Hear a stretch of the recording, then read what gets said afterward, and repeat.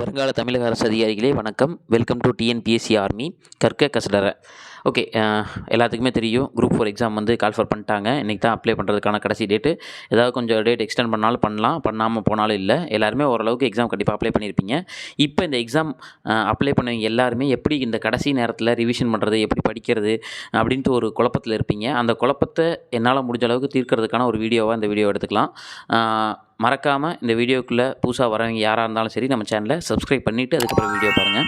உங்களோட சப்ஸ்கிரிப்ஷன் தான் நமக்கு அடுத்தடுத்த வீடியோ போகிறதுக்காக ஒரு முயற்சியாக இருக்கும். சரி, வாங்க வீடியோக்குள்ளே போகலாம்.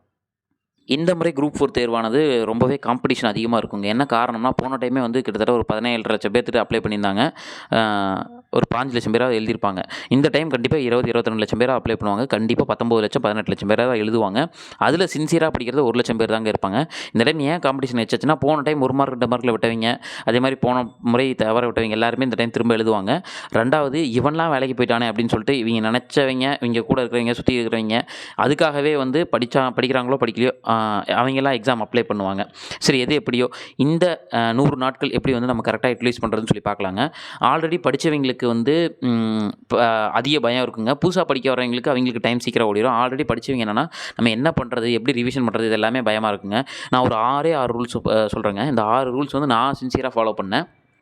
நான் படித்த இன்ஸ்டியூட்டில் நான் எப்போயுமே வந்து ஆவரேஜாக தாங்க மார்க் எடுத்துருப்பேன். டாப் மார்க்கில் எடுக்க மாட்டேன். இருந்தாலும் இந்த 6 ரூல்ஸ் வந்து எனக்கு ரொம்பவே இப்போ தனிப்பட்ட முறையில் எனக்கு ரொம்ப உதவியாக இருந்தது. அதுதான் நான் உங்களோட ஷேர் பண்ணிக்கிறேன். ஃபஸ்ட்டு வந்து அவாய்ட் செல்ஃபோன்ஸ். ஓகேங்களா? அதிக பேர் வந்து இந்த மொபைலுக்கு வந்து அடிக்ட் ஆகிட்டுங்க. இப்போ காலைல எழுந்திரிச்சோன்னே என்ன படிக்கலாம் அப்படின்னு நினைக்கிறத விட என்ன ஸ்டேட்டஸ் போடலாம், என்ன இன்ஸ்டாவில் ஸ்டோரி போடலாம், என்ன வந்து வாட்ஸ்அப்பில் மற்றவங்களாம் ஸ்டேட்டஸ் வச்சுருக்காங்க, இதெல்லாம் தான் பார்ப்பாங்க. முடிஞ்ச அளவுக்கு இதுக்கு முன்னாடிலாம் வந்து என்ன சொன்னாங்கன்னா, சமூக வலைதளங்களுக்கு அடிமையாகிட்டு இருந்தாங்க அப்படின்னு சொல்லிட்டு ஒன்று சொல்லுவாங்க. ஆனால் இப்போ வந்து யாருமே சமூக வலைதளங்களுக்குலாம் வந்து அடிமையாகலை, மொபைலுக்கே அடிமையாயிட்டாங்க. என்னன்னா, காலைல எந்திரிச்சோன்னே அவங்களுக்கு வந்து அந்த மொபைலை பார்க்கணும். நான் வந்து அந்த ஒரு 100 நாள் தான் அந்த மொபைலை வந்து முடிஞ்ச அளவுக்கு நீங்கள் கடைசியாக இப்போ நெட் பேக் போடாமல் வச்சுக்கோங்க. இல்லை மொபைல் தேவைப்படுறவங்க மொபைலை வீட்டிலே வச்சுட்டு ஒரு பேசிக் ஃபோனில் வந்து போட்டுங்க. ஒரு 100 நாள் இந்த வாட்ஸ்அப் ஸ்டேட்டஸ் இதெல்லாம் எதுவுமே இல்லாமல், இன்ஸ்டா இதெல்லாம் எதுவுமே இல்லாமல், சோஷியல் மீடியாலாம் எதுவுமே இல்லாமல் கால் வர்றதுக்கு மட்டும் பயன்படுத்துங்க. அந்த தவிர நீங்கள் வேறு எதுக்காகவும் அந்த மொபைலை யூஸ் பண்ணாதீங்க. ஏதாவது டவுட் இருந்தால் கூட வேறு ஒரு ஃப்ரெண்டுகிட்ட கேட்டு அதிலிருந்து கிளியர் பண்ணிக்கிங்க. எல்லாத்துக்குமே நம்ம ஒரு சர்ச் பண்ணுறதே ஒரு யூடியூப்பில் போய் ஒரு சர்ச் பண்ணோம்னா அதோட நம்ம விட்டுட்டு வரப்போகிறது கிடையாது. அது அப்படியே தான் தொடர்ந்துகிட்டே இருக்கும். ஏன்னா நிறைய பேர் என் ஃப்ரெண்ட்ஸ் வந்து மொபைல் அடிக்ட் ஆனாலே தான் போன டைம் வந்து எக்ஸாம்லாம் கிளியர் பண்ண முடியல. சும்மா அடுத்து சோஷியல் மீடியாவில் என்னென்ன அப்டேட் இருக்கும், அடுத்து விஜய் அரசியலுக்கு வருவாரா, இதெல்லாம் நமக்கு தேவையே இல்லை. நம்ம அடுத்த டைம் வேலைக்கு போயிட்டோம்னா அடுத்து எலெக்ஷன் டியூட்டியில் நம்ம கலந்துக்கலாம். அந்த மோட்டிவோட படிங்க. முடிஞ்ச அளவுக்கு மொபைல் ஃபோனை அவாய்ட் பண்ணுங்கள். கடைசி ஒரு 100 நாளுக்கு தான் சொல்கிறேன். நான் உங்களை ஒட்டுமொத்தமாக இருக்க சொல்ல போகிறதில்ல. என்னாலையுமே அப்படி இருக்க முடியாது. நான் ஒரு 100 நாள் இந்த ஜூன் எக்ஸாம் முடிகிற போகிற வரலும் முடிஞ்ச அளவுக்கு மொபைல் ஃபோன் அவாய்ட் பண்ணிடுங்க. மொபைல் ஃபோன் அவாய்ட் பண்ணாலே கிட்டத்தட்ட வெற்றி நெருங்கிடலாங்க. இங்க பாரு, உனக்கு எனக்கு ஆகல, அவன் பேச்சுவார்த்தை வேணான்னு ஆயிடுச்சு. நீ ரொம்ப மனசை கஷ்டப்படுத்திட்ட. நீ பாட்டுக்கு உன் வேலையை பார்த்து போ. வேணாம், அந்த சான்ஸ் கூட நான் கொடுக்க ப்ரோ. விட்டுருங்க ப்ரோ. சத்தியமா இந்த வருஷம் 2023 நாசமா போனதுக்கு முழு காரணமே நீங்க பார்த்த வேலை தான் ப்ரோ. இந்த கிளிப்பு பார்க்குறதுக்கு வேணால் காமெடியாக இருக்கும். நான் தான் உண்மைங்க. முடிஞ்ச அளவுக்கு மொபைல் நோட்டிஃபிகேஷனை கூட ஆஃப் பண்ணி வச்சுருங்க. ஏன்னா நோட்டிஃபிகேஷன் வந்ததுன்னா கூட நமக்கு டெம்ப்ட் ஆகும். அடுத்த மொபைல் எடுத்து பார்ப்போம். முடிஞ்ச அளவுக்கு பேசிக் மொபைல் வச்சுக்கோங்க. அடுத்ததான் நான் சொல்ல போகிற ரூல்ஸ் வந்து பிலீவ் இன் யுவர் செல்ஃப். அதாவது நிறைய பேர் என்ன பண்ணுவாங்கன்னா, எக்ஸாம் அப்ளை பண்ணதுக்கப்புறம் 20 லட்சம் பேர் அப்ளை பண்ணுறாங்க, நமக்குலாம் எங்கடா வேலை கிடைக்க போகுது, போன டைமே நம்ம இப்போ அவ்வளோ படித்தோம் கிடைக்கல, இந்த டைம் எல்லாருமே இப்படி படிக்கிறாங்க, மற்றவங்களோட சேர்த்து நமக்கு இல்லாததை வச்சு கம்பேர் பண்ணுவோம். அவன்கிட்ட டைப்பிங் இருக்குது, அவன்கிட்ட தமிழ் PSTM இருக்குது, இதெல்லாம் இருக்குது, நம்மக்கிட்ட எதுவுமே இல்லை, எப்படி நம்மளாம் கிளியர் பண்ண போகிறோம் அப்படின்னு சொல்லிட்டு ஒரு நெகட்டிவாகவே வாங்கி போயிடுவாங்க. அந்த நெகட்டிவ் மட்டும் வச்சுக்காதீங்க. கண்டிப்பாக இந்த இதில் உங்களுக்கு ஒரு வேலை இருக்குதுன்னு சொல்லி நம்பிக்கையோடு படித்தா மட்டும்தான் வேலை கிடைக்கும். இல்லை இனிமேல் நம்ம பெஸ்ட்டை கொடுத்துட்டோம், இனிமேல் என்ன நடந்தாலும் ஓகே அப்படின்னு சில பேர் நினச்சிட்டு அவங்கள வந்து தாழ்த்தி நினச்சிக்குவாங்க. ஏதோ ஒரு வேலை கிடைச்சா போதும் அந்த மாதிரியே நினைப்பாங்க. அந்த மாதிரிலாம் யோசிக்காதீங்க. நீங்கள் என்ன போஸ்ட்டுக்கு படிக்கிறீங்களோ, இப்போ VAO ஆகணும்னா VAO அப்படின்னு நினச்சிட்டு படிங்க. நினச்சிட்டு எக்ஸாம் எழுதுங்க. உங்களை நீங்கள் நம்பலினா வேறு யாருமே உங்களை நம்ப மாட்டாங்க. உங்கள் ஃபேமிலியில் இருக்கிறவங்களாம் உங்களை நம்புறது 2வது விஷயம். உங்களை நீங்கள் நம்பணும். கண்டிப்பாக இந்த எக்ஸாம் நமக்கு கிளியர் பண்ணிடுவோம், இந்த எக்ஸாம் இல்லைனாலும் அடுத்த எக்ஸாம் நம்ம கிளியர் பண்ணிடுவோம்னு சொல்லிட்டு உங்களுக்குள்ள ஒரு கான்ஃபிடன்ஸ் இருந்தால் மட்டும் நீங்கள் இந்த போட்டித் தேர்வுக்கு வாங்க. இல்லைன்னா நீங்கள் போட்டித் தேர்வை விட்டுட்டு வேறு எவ்வளவோ சான்சஸ் இருக்குது. ஓகேங்களா? இது போட்டித் தேர்வில் வந்து இப்போ குரூப் 4லாம் நீங்கள் போனீங்கன்னா உங்களுக்கு சேலரி கம்மி தான். ஓகேங்களா? அதை தாண்டி பிஸ்னஸில் எவ்வளவோ இருக்குது. உங்களால் நம்பிக்கை இருந்தால் மட்டும் இந்த எக்ஸாம்ஸ் ஃபீல்டுக்குள்ளே வாங்க. இல்லைன்னா போயிட்டு வேறு ஒரு கரெக்டாக உங்களுக்கு ஏற்ற மாதிரி ஒரு ஃபீல்டை சூஸ் பண்ணிக்கிங்க. அடுத்ததாக வந்து நான் சொல்கிறது வந்து கம்பேரிசன். நிறைய பேர் வந்து கம்பேர் பண்ணுவாங்க மற்றவங்களோட. எப்படி கம்பேர் பண்ணுவாங்கன்னா, நான் வந்து டெஸ்ட்டில் நல்லா படித்தேன், நான் மார்க் எடுக்கல, அவன் படிக்கவே இல்லை, ஆனால் அவன் மார்க் எடுத்துட்டான். நான் வந்து ஒரு 4 வருஷமாக படிச்சிட்டுருக்கேன், அவங்க இப்போ தான் வந்திருக்காங்க, ஆனால் அவங்க படித்து வேலைக்கு போயிட்டாங்க. ஏன் அதை கம்பேர் பண்ணுறாங்கன்னா, அவங்க மைண்டு என்ன நினச்சிக்குன்னா, நாமளும் அவங்களும் சேம் ரேஷியோவில் இருக்கோம் அப்படின்னு நினச்சிக்குவாங்க. ஆனால் அது உண்மைங்க. யாருமே இங்கே வந்து யாரோடையுமே சேமாக இருக்கவே மாட்டாங்க. என்ன காரணம்னா, இப்போ நான் உதாரணத்துக்கு எடுத்துக்கங்களேன், நான் வந்து ஒரு வேலைக்கு போயிட்டு படிச்சுட்டு இருந்தேன். இன்னொருத்தன் வந்து ஃபுல் டைம் அதை படிச்சுட்டு இருந்தான். அப்படிங்கிறப்ப எனக்கும் அவனுக்கும் இருக்கிற ஃபீல்டு வேறு. அவன் வந்து 24 மணி நேரம் படிப்பான், நான் வந்து ஒரு 6 மணி நேரம் தான் படிப்பேன். அப்போ நான் போய் அவனோட கம்பேர் பண்ணலாமா? நம்ம யாரோட கம்பேர் பண்ணணும்? நம்மளோட கம்பேர் பண்ணிக்கணுங்க. போன டெஸ்ட்டில் வந்து நம்ம வந்து ஒரு 80 மார்க் எடுத்தோமா, இந்த டெஸ்ட்டில் 90 மார்க் எடுக்கணும். அவ்வளோதான் நம்மளோட காம்படிஷனை எடுத்து வலிச்சு, அதை விட்டுட்டு அவன் ஃபஸ்ட்டு மார்க் எடுக்கிறான், அவனை வந்து நம்ம மிந்தணும் அப்படின்னு சொல்லிட்டு நினச்சி படிக்கவே. இது ஒன்றும் ஸ்கூல் கிடையாதுங்க, இது வந்து காம்படிட்டிவ் எக்ஸாம். ஓகேங்களா? மற்றவங்களோட காம்படிஷன் பண்ணுறதுங்கிறது ஃபஸ்ட்டு நீங்களே காம்படிட்டிவ் பண்ணிக்கணும். ஓகேங்களா? மற்றவனோட கம்பேர் பண்ணிக்கிட்டே இருந்தீங்கன்னா கடைசி வரலும் நம்ம நினைக்கிற இலக்கை வந்து அடைய முடியாது. அதனால் முடிஞ்ச வரலும் கம்பேர் பண்ணவே பண்ணாதீங்க. உங்களோட மார்க்ஸை நீங்களே கம்பேர் பண்ணிக்கங்க. அடுத்த டைம் அந்த மார்க்ஸை விட நீங்கள் அதிகமாக எடுக்கணும்னு நினைங்க. அதே மாதிரி முடிஞ்ச வரலும் டெஸ்ட்டுக்காக ஒரு இன்ஸ்டியூட்டில் ஒரு மாடல் டெஸ்ட்டுக்காக படிக்காதீங்க. அதாவது ஏன் இதை சொல்கிறேன்னா, என்ன பண்ணுவாங்கன்னா, இப்போ ஒரு இன்ஸ்டியூட்டில் படிக்கிறவங்க எல்லாருமே அந்த ஒரு குட்டி சிலபஸ் வைப்பாங்க. அந்த சிலபஸ்க்கு வந்து அவங்க வந்து ஃபுல்லாக மக்கப் பண்ணிட்டு போய் படிப்பாங்க. அப்போ அந்த சிலபஸில் நீங்கள் ஃபஸ்ட் மார்க் எடுக்கலாம். ஆனால் வந்து டிஎன்பிசிங்கிறது ஹோல் சிலபஸ். ஓகேங்களா? அந்த சிலபஸில் நீங்கள் ஃபஸ்ட் மார்க் எடுக்கணும் தான் பார்க்கணும். அப்படிங்கிறப்ப நீங்கள் வந்து வைடாக படிக்கணும். சும்மா நீங்கள் ஒரு குப்தர்கள் டாப்பிக்கை மட்டும் படிச்சுட்டு எனக்கு எல்லாமே தெரிஞ்சிச்சுன்னு சொல்லக்கூடாது. ஹிஸ்ட்ரிங்கிறதுல குப்தர்களில் ஒரு சின்ன பார்ட். ஓகேங்களா? நீங்கள் கம்ப்ளீட் பண்ணுறது அந்த டெஸ்ட் வச்சு கம்ப்ளீட் பண்ணிக்கலாம். ஓகேங்களா? ஆனால் வந்து முடிஞ்ச அளவுக்கு அந்த டெஸ்ட்டுக்கு மட்டுமே ஃபோக்கஸ் பண்ணி படிக்காமல் அதை தாண்டி நிறையா படிங்க.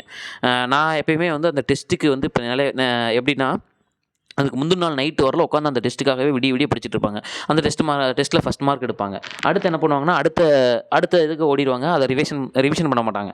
நீங்கள் என்ன பண்ணுறீங்கன்னா, அந்த டெஸ்ட்டுக்கும் சேர்த்து படிச்சுட்டு உங்களோட எக்ஸாமுக்கு தகுந்தாப்புலையும் படிச்சுக்கோங்க. அதே மாதிரி டைம் கிடைக்கிறப்பலாம் ரிவைஸ் பண்ணுங்கள். ரிவைஸ் பண்ணுறது இதில் ரொம்ப ரொம்ப முக்கியமான விஷயம். நீங்கள் எந்த அளவுக்கு படிக்கிறீங்களோ எல்லாருமே எல்லாத்தாலையுமே படிக்க முடியும். ஆனால் அது ரிவைஸ் பண்ணுறது கொஞ்சம் பேர்த்தால தான் பண்ண முடியும். அதனால் முடிஞ்ச அளவுக்கு ரிவிஷன் வந்து அதிகமாக பண்ணுங்கள்.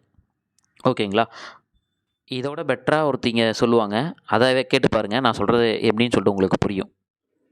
ஜெயிக்கணும்ன்ற வெறி இருக்கிற எல்லாருக்குள்ளேயும் ஒரு போட்டியாளர் இருக்கணும். அந்த போட்டியாளர் நீங்களாக தான் இருக்கணும். உங்களுக்கு நீங்கள் தான் எதிரி, நீங்கள் தான் போட்டி, நீங்கள் அடுத்தவங்களெல்லாம் அந்த மாதிரி பார்க்கணுன்னு அவசியமே இல்லை. அப்போ உங்கள் உயரம் என்னன்னு உங்களுக்கே தெரியாமல் போயிடும். Compete with yourself, only that will make you better. Be your own competition. அடுத்ததாக டிவைட் த டைம் அப்படின்னு சொல்லுவாங்க. அதாவது நேர மேலாண்மைன்னு சொல்லுவாங்க. என்னன்னா, அந்த கரெக்டாக டைம் மேனேஜ்மெண்ட் பண்ணுங்கள். நீங்கள் எக்ஸாம்ஸ் எழுதுகிறப்ப மேக்ஸுக்கு எவ்வளோ டைமில் நம்ம மேக்ஸ் கொஸ்டின் முடிக்கணும், 25 மேக்ஸுக்கு எவ்வளோ நேரம் ஆகணும், ஒரு கொஸ்டினுக்கு கையில் எல்லாருமே வாட்ச் வச்சுருக்கணும், ஒரு மேக்ஸ் போகிறதுக்கு எவ்வளோ நேரம் ஆகணும் எக்ஸாம்ஸில். ஓகேங்களா? அதே மாதிரியே ஜிஎஸ் கொஸ்டின் எவ்வளோ நேரத்தில் பண்ணுவோம், தமிழை எப்படி பண்ணுவோம், எதை ஃபஸ்ட் அட்டன் பண்ணணும், இது எல்லாமே முன்னாடியே ப்ரீ பிளான்டாக இருந்துக்குங்க. அதை விட்டுட்டு நான் போயிட்டு மேக்ஸில் ரொம்ப கஷ்டமாக இருக்குன்னு சொல்லிட்டு அதுலேயே உட்காந்துட்டோம்னு வைங்களேன், ஒரு மணி நேரம் 1.5 மணி நேரம் போயிடுதுன்னா மீதி இருக்கிற 175 கொஸ்டின் எப்படி பண்ணுவோம்? அப்போ மேக்ஸ்னால் எவ்வளோ டைமில் முடிக்கணும், தமிழ்னா 100 கொஸ்டினா எத்தனை நிமிஷத்தில் முடிக்கணும், ஒரு நிமிஷத்துக்கு ஒரு கொஸ்டினா, ஒரு நிமிஷத்துக்கு சொல்லப்போனால் ஒரு நிமிஷத்துக்கே ஒரு கொஸ்டின் இருக்க முடியாது. ஏன்னா வந்து மொத்தமாக வந்து உங்களுக்கு 3 மணி நேரம்னா 180 நிமிஷம். ஓகேங்களா? 200 கொஸ்டின், ஒரு நிமிஷத்துக்கு நீங்கள் ஒரு கொஸ்டின் கூட எழுத முடியாது. அப்போ மேக்ஸுக்கு எந்த அளவுக்கு நீங்கள் காம்ப்ளீட் பண்ணுறீங்க, மற்றதுக்கு எப்படி டைம் மேனேஜ் பண்ணுறீங்க, இது எல்லாமே உங்களோட டெஸ்ட்டில் தான் நீங்கள் வந்து செய்யணும். அதே மாதிரி நீங்கள் டெய்லி எந்திரிக்கிற டைமு, நைட்டு தூங்குகிற டைமு, இது எல்லாத்தையுமே பழக்கப்படுத்துங்க.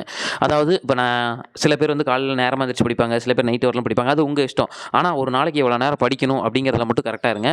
ஒரு நாளைக்கு எவ்வளோ நேரம் படிச்சிருக்கோம் அப்படிங்கிறத வந்து நோட் பண்ணி வச்சுக்கோங்க. நேற்று வந்து ஒரு 5 மணி நேரம் நான் சாலிடாக நோட் பண்ணி வச்சுருப்பேன். இன்றைக்கி வந்து நான் வந்து 4.5 மணி நேரம் படிச்சிருக்கேன், இன்றைக்கி வந்து 3.5 மணி நேரம் தான் படிச்சிருக்கேன். இதை மாதிரி நான் கம்பேர் பண்ணிக்குவேன். என்னடா இப்போ இந்த நாள் நம்ம உருப்படியாக யூஸ் பண்ணல அப்படின்னு சொல்லுவோம். அந்த மாதிரி அந்த டைமை வந்து கரெக்டாக யூஸ் பண்ணுங்கள். அந்த டைம் மேனேஜ்மெண்ட் ரொம்ப ரொம்ப முக்கியம்.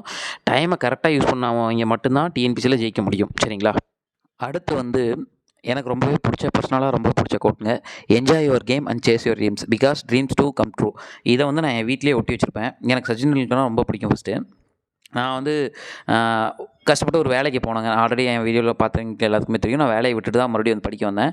படிக்க வரப்போ எல்லாருமே என்னை திட்டினாங்க. அதே மாதிரி எனக்கு படிக்க வரதுங்கிறது 10 வருஷம், கிட்டத்தட்ட 2013 டிகிரி முடித்தேன். ஓகேங்களா? மறுபடியும் ஒரு 7 வருஷம் 8 வருஷம் 2020 நீங்கள் மறுபடியும் ஸ்டார்ட் பண்ணுறப்ப ஆக்சுவலி அப்போ வந்து 10th 12th முடிச்சு 10 வருஷமே இருந்திருக்குன்னு வைங்களேன். 2013 டிகிரி தான் முடித்தோம். 2010 தான் வந்து நம்ம வந்து ஸ்கூலிங் முடிச்சிருப்போம்.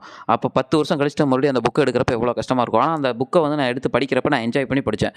கண்டிப்பாக எனக்கு இதில் இதிலிருந்து ஒரு வேலை கிடைக்க போகுது அப்படின்னு சொல்லிட்டு என்ஜாய் பண்ணி படித்தேன். ஒரு விஷயத்தை நம்ம என்ஜாய் பண்ணி ஒரு விஷயத்தை பண்ணோம்னா கண்டிப்பாக அதனோட ரிசல்ட் வேறு மாதிரி இருக்குங்க. அதனால் நீங்கள் படிக்கிறத வந்து நீங்கள் என்ஜாய் பண்ணி படிங்க. அவன் சொல்கிறான், இவன் சொல்கிறான், இதுக்காக தான் நம்ம படிக்கிறோம் அப்படின்னு வரது இல்லாமல், இந்த விஷயத்தை நான் படிக்கிறதுனால எனக்கு ஏதாவது ஒன்று கிடைக்கும் அப்படின்னு சொல்லிட்டு கொஞ்சம் என்ஜாய் பண்ணி படிங்க. அது கண்டிப்பாக உங்களுக்கு ஒரு பர்சனலாகவே ஒரு எண்ணத்தை வந்து மாற்றும் நான் நம்புகிறேன். அதனால தான் நான் உங்ககிட்ட சொல்கிறேன். அடுத்து ஒரு ஃபைனல் அட்வைஸ். என்னால் ரொம்ப பேசி மொக்க போகிறேன்னு நினைக்காதீங்க. இது ஏதாவது ஒரு விஷயத்தில் உங்களுக்கு கண்டிப்பாக யூஸ் ஆகும். அதனால தான் இவ்வளோ பேசுகிறேன். அடுத்து வந்து டோன்ட் ஃபியர் த ஃபெயிலியர். அதாவது நம்ம ஏதாவது ஒரு விஷயத்தில் தப்பு பண்ணோம்னா அதை நினச்சி வந்து ஃபீல் பண்ணாதீங்க. ஓகேங்களா? ஒரு டெஸ்ட்டே எடுத்துக்கிறேன்னு வைங்களேன், நீங்கள் வந்து 200க்கு 130 கொஷின் கரெக்டாக எழுதிருக்கீங்கன்னா, அந்த பாக்கி இருக்க 70 கொஷின் நம்ம என்ன தப்பு பண்ணோம் அப்படின்னு நினச்சி அந்த தப்பான கொஷின்ஸ் வந்து மறுபடியும் திருப்பி எழுதி வைங்க.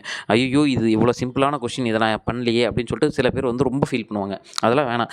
நீங்கள் ஒரு இடத்துல தப்பு பண்ணிங்கன்னா அந்த தப்பை மறுபடியும் பண்ணக்கூடாதுன்னு நினைங்க. 2 கான்செப்ட் தாங்க. அதாவது நம்ம டெஸ்ட் எழுதி பார்க்குறோம்ல, அதில் வந்து நம்ம கரெக்டாக பண்ண கொஷினை மறுபடியும் தப்பு பண்ணக்கூடாது. நம்ம தப்பாக பண்ண கொஸ்டினை மறுபடியும் தப்பு பண்ணக்கூடாது. அவ்வளோதாங்க, சிம்பிள். அந்த மாதிரி நான் வந்து ஒரு நோட் வச்சுருந்தேன். என்னென்னலாம் டெஸ்ட் எழுதுறனோ அதில் வந்து தப்பான கொஸ்டின்ஸ் எல்லாமே எழுதி வச்சுருப்பேன். அப்போ எக்ஸாமுக்கு முந்தின நாள்லாம் வந்து அதை தான் பார்ப்பேன். மேக்ஸிமம் அந்த தப்பான கொஸ்டின்ஸ் மட்டும் தான் பார்ப்பேன். அதனால் உங்களுக்கு ஒரு ஃபெயிலியர் ஆச்சு, ஒரு கொஸ்டின் தப்பு பண்ணிங்கன்னா அது உங்களுக்கு கிடச்சிருக்க இன்னொரு சான்ஸ். மறுபடியும் அந்த கொஸ்டின் வந்து இனிமேல் எக்காரணத்தை கொண்டு தப்பு பண்ணிடாதீங்க. சரிங்களா? இதை மட்டும் மைண்டில் வச்சுக்கோங்க. தொடர்ச்சியாக படிங்க. ரொம்ப ஸ்ட்ரெஸ் ஆகிக்க வேணாம். ரிலாக்ஸாக படிங்க. கண்டிப்பாக அந்த எக்ஸாம் கிளியர் பண்ணிடலாம். உங்களோட ஃபெயிலியர் எப்படி ஓவர் கம் பண்ணுறதுனா, ஃபஸ்ட்டு ஃபேஸ் பண்ணுங்கள். நீங்கள் தப்புன்னு ஒத்துக்குங்க. அதுலேருந்து நிறைய கற்றுக்குங்க. அதில் உங்களை நீங்களே வளர்த்துக்குங்க. அதே மாதிரி ஒரு எக்ஸாம் போயிடுச்சுன்னா அடுத்த எக்ஸாமில் பார்த்துக்கலாங்கிற அந்த மைண்ட் செட்டுக்கு வந்துடுங்க. ஓகேங்களா? இவ்வளோ தான் நான் படித்த, நான் யூஸ் பண்ண திங்ஸ். இது கண்டிப்பாக ஏதாவது ஒரு இடத்துல உங்களுக்கு யூஸ்ஃபுல்லாக இருக்கும்னு நினைக்கிறேன். அதுக்காக தான் இவ்வளோ நிமிஷம் பேசியிருக்கேன். சாரி ரொம்ப மொக்க போட்டிருந்தா. இன்னும் ஒரே ஒரு பாயிண்ட் மட்டுங்க, ரிவிஷன். இந்த ரிவிஷன் எப்படி பண்ணுறதுன்னு சொல்லிட்டு நிறைய பேர் என்கிட்ட கேட்பாங்க. நான் பண்ண ரிவிஷன் எப்படின்னு சொன்னீங்களா, இப்போ நான் வந்து 6th தமிழ் படிச்சிட்டேன். அடுத்து வந்து 7th தமிழ் படிக்கிறேன். அப்படின்னா என்ன தெரியுமா பண்ணுவேன், 6th தமிழில் வந்து அந்த பேஜை மட்டும் எடுத்து புரட்டுவோங்க. ஏன்னா நான் படிக்கிற புக்கை வந்து ரொம்ப அழுக்கு பண்ணி வச்சுருப்பேன். மீன்ஸ் நிறைய குறித்து வச்சுருப்பேன். அந்த இமேஜு கீழே எழுதி வச்சுருப்பேன், ஹைலைட் பண்ணி வச்சுருப்பேன். அந்த பேஜை வந்து நான் திருப்பினாலே போதுங்க, எனக்கு ரிவைஸ் ஆயிருங்க. இந்த இடத்துல என்னென்ன இருக்குது அப்படின்னு சொல்லிட்டு அந்த மைண்டு வந்துடும். வாசிக்க மாட்டாங்க, ஜஸ்ட் அந்த பேஜை வந்து புரட்டுவேன். அந்த பேஜை வந்து வேகமாக புரட்டுவேன். அதை வந்து கண்ணில் பார்ப்பேன். அந்த கண்ணில் பார்த்தாலே எனக்கு ரிவைஸ் ஆயிரும். உங்களுக்கும் அப்படி தான். எல்லாத்தோட மைண்ட் செட்டும் ஒரே மாதிரி தான் இருக்கும். ஜஸ்ட் ரிவிஷன் பண்ணுறேன்னா அந்த பேஜை மட்டும் புரட்டுங்க. உட்காந்து மறுபடியும் நமக்கு குறிச்சது வரியாக பார்த்துட்டு இருக்க வேணாம். ஹிஸ்ட்ரி இருக்கும், தமிழ் இருக்கும், பாலிட்டி இருக்கும். இது எல்லாமே வந்து ஜஸ்ட்டு அந்த புக்கில் இருக்கிறத நோட் பண்ணி வைங்க. அதை நம்ம மைண்டு வந்து ஒரு மெமரைஸாக, ஒரு பிக்சர் மெமரைஸ் மைண்டு தாங்க. நீங்கள் அந்த இடத்த பார்த்தீங்கன்னா ஸ்கூல் புக்கில் இந்த இடத்துல இருக்குதுன்னு சொல்லிட்டு கண்டிப்பாக சொல்ல முடியும். இந்த மாதிரி ரிவிஷன் பண்ணி பாருங்கள். கொஞ்சம் உங்களுக்கு மாற்றம் உங்கள் கண்ணுக்கு முன்னாடியே தெரியும். ரிவிஷன் பண்ணுறது எந்த அளவுக்கு படிக்கிறோமோ அந்தளவுக்கு ரிவிஷன் பண்ணுறது முக்கியம். ரிவிஷனை ப்ராப்பராக பண்ணுங்கள். இன்னும் நான் சொல்கிற ஒரே ஒரு ரெக்வெஸ்ட் என்னென்னா, உங்களோட இன்ஸ்டியூட்டில் நீங்கள் எழுதுகிற டெஸ்ட்டுக்கு அதிக முக்கியத்துவம் கொடுக்காதீங்க. உங்களோட மெயின் எக்ஸாமுக்கு அதிக முக்கியத்துவம் கொடுங்க. ஓகேங்களா? அதுக்கு ஏற்ற மாதிரி படிங்க.